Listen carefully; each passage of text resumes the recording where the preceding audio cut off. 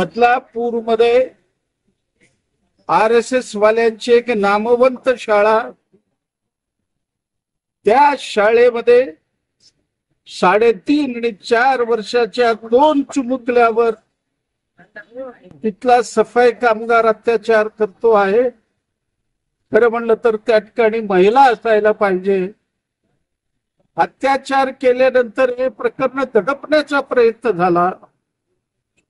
आई वडील पोलीस स्टेशनला गेले. 13 तास त्या पोलीस स्टेशन मध्ये होते.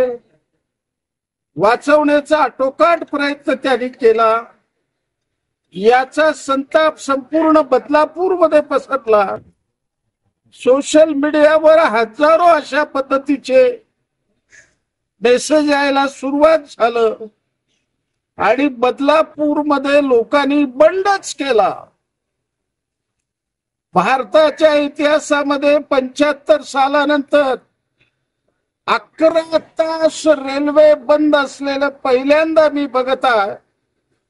25-30 हजार माणसं त्या रेल्वे ट्रॅकवर होते आणि त्यांची मागणी एकच आहे, शासनावर आमचा विश्वास नाही, प्रशासनावर आमचा विश्वास नाही, कोणावरही आमचा विश्वास नाही, फाशी द्या. याची भयानक मागणी लोकांनी त्या ठिकाणी केलेली आहे.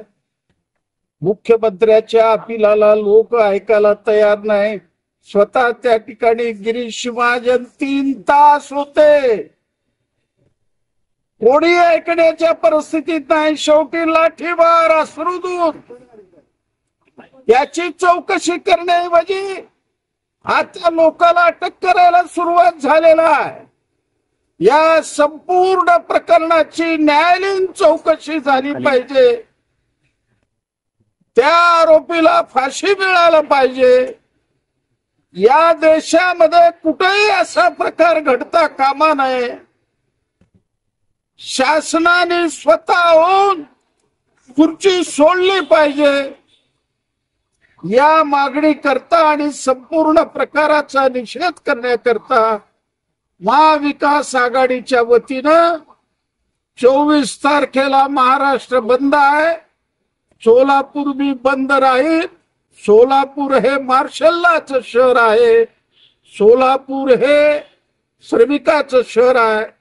त्या दिवशी महाविकास आघाडीच्या वतीनं सोलापूर शहरातल्या नागरिकांना, श्रमिकांना, व्यापाऱ्यांना, दुकानदारांना, कॉलेजच्या व्यवस्थापकांना सगळ्याला आमचे हात जोडून विनंती राहणार आहे, 24 ला कडकडीत बंद करा आणि ही प्रवृत्ती पुन्हा उफाळता कामा नये.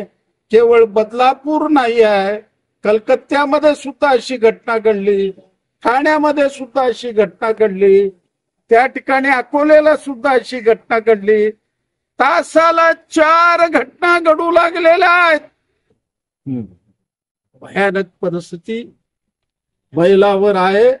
आणि आज मी आरोप करतो आहे पंतप्रधान मोदीवर, तुम्ही आल्यापासून दुप्पट झालेला कारण काय?